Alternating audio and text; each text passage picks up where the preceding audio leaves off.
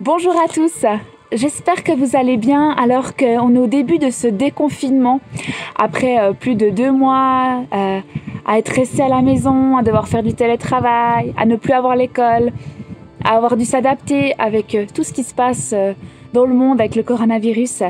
Et puis maintenant on entre dans une nouvelle période où les choses reprennent un peu comme avant et où on peut sortir. D'ailleurs je me trouve dans la montagne, dans le Jura vaudois, dans la forêt pour vous faire ce petit encouragement et ça fait du bien.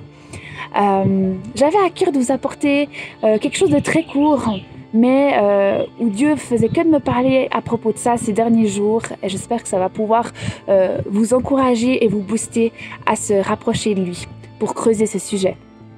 Tout d'abord, j'aimerais dire que ce que j'aime avec le Seigneur, c'est que même si l'ennemi s'obstine à voler, à tuer, à détruire le monde et nos propres vies, eh bien Dieu, dans sa gloire, vient et retourne les situations. Et vous savez ce qui se passe en ce moment, c'est dramatique. Il y a beaucoup de gens qui ont perdu la vie, il y a beaucoup de choses qui doivent être mises en place pour s'adapter, alors que personne ne s'attendait à vivre quelque chose pareil au niveau planétaire.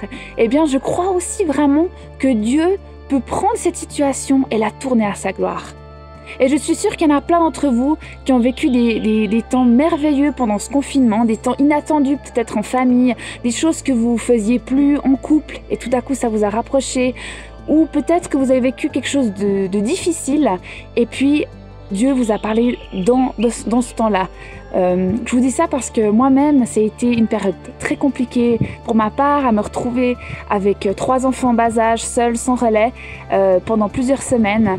Mais au milieu de ces difficultés, eh bien, Dieu a pris cette situation difficile pour la tourner à sa gloire et j'ai eu des révélations comme jamais j'en ai eu ces derniers temps. Donc c'est bon de pouvoir s'accrocher à lui et de lui faire confiance. Le petit encouragement que je voulais vous apporter aujourd'hui, ça se trouve dans ce verset, dans 1 Corinthiens 13, verset 13, qui dit « En somme, 3 choses demeurent, la foi, l'espérance et l'amour.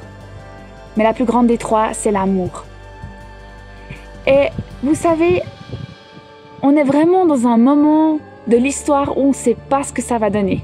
On ne sait pas s'il va y avoir une deuxième vague en fin d'année du coronavirus, où il faudra de nouveau être confiné. On ne sait pas quand c'est qu'on va pouvoir se retrouver en tant qu'église dans nos locaux. On ne sait pas si on va trouver un vaccin. On ne sait pas si les choses vont redevenir comme avant ou si on va vivre le crash économique de toute l'humanité. On ne sait pas, c'est rempli d'incertitudes. Mais j'aime ce verset et il me tournait en tête vraiment ces derniers jours qu'au final, 3 choses demeurent. La foi, l'espérance et l'amour. Et nous, en tant qu'enfants de Dieu, en tant que croyants, en tant que disciples, comment est-ce qu'on cultive la foi, comment est-ce qu'on cultive l'espérance et comment est-ce qu'on cultive l'amour? Parce qu'au final, on ne sait pas ce que demain est fait, on ne sait pas ce qu'on va vivre. Et notre espérance qui se trouve en Jésus-Christ, c'est le fondement, c'est la seule chose qui est sûre. La foi, l'espérance et l'amour, ce sont les 3 choses qui, quand la terre passera, quoi qu'on puisse vivre, vont rester. Comment est-ce que je mets ma foi en un Dieu qui est bon, qui est vraiment bon, mais qui est vraiment, vraiment bon? Comment est-ce que je mets ma foi en lui pour lui faire confiance pour mes finances, pour ma famille, pour ce qu'on va vivre? Comment est-ce que je mets mon espérance en lui?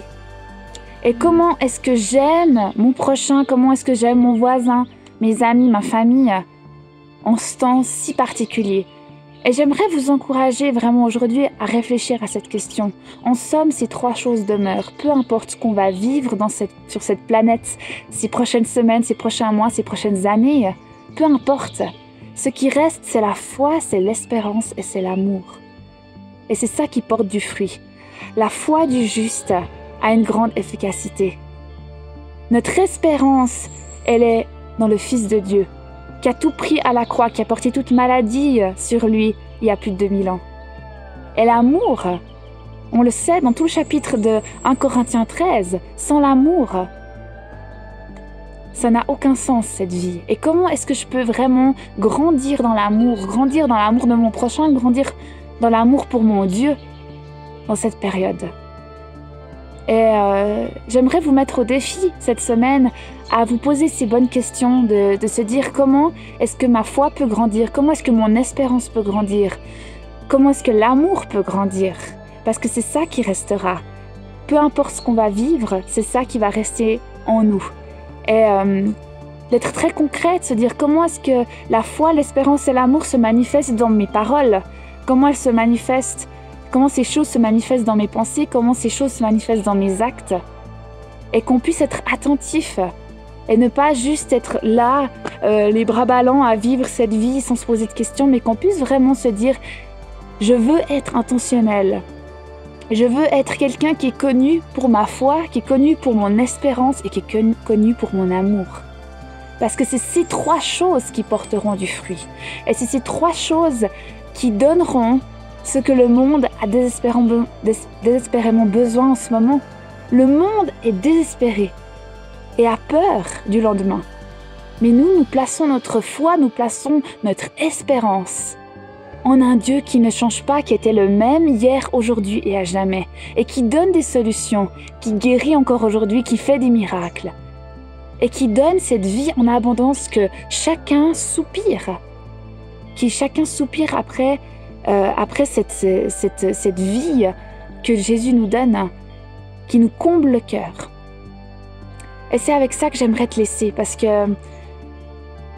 c'est ça la base, c'est ça qu'on a besoin de se rappeler aujourd'hui, de se dire tous les matins quand je me lève, je veux mettre ma foi, mon espérance et me donner tout ce que j'ai pour aimer dans ce monde qui en a besoin. Et j'espère pouvoir te revoir bientôt, j'espère vous revoir tous bientôt. On ne peut pas vous donner plus de détails de quand c'est qu'on va pouvoir se revoir, tout dépend des décisions du Conseil fédéral. Ce qu'on espère, c'est bientôt, c'est le plus vite possible, on vous donnera des nouvelles au fur et à mesure. Mais ne lâchez rien, ne lâchez pas le Seigneur, ne lâchez pas cette vie qui en vaut la peine. Et peu importe dans la situation dans laquelle vous êtes, j'aimerais vous encourager, il y a de l'espérance en lui. J'aimerais vous bénir et je vous souhaite le meilleur pour cette semaine.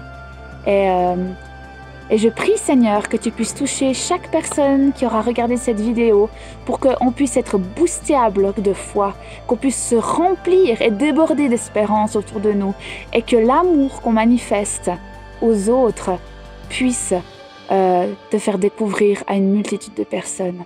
Dans le nom de Jésus, Amen. Soyez bénis, je vous aime et je me réjouis bientôt qu'on puisse célébrer notre Seigneur tous ensemble. À bientôt, ciao.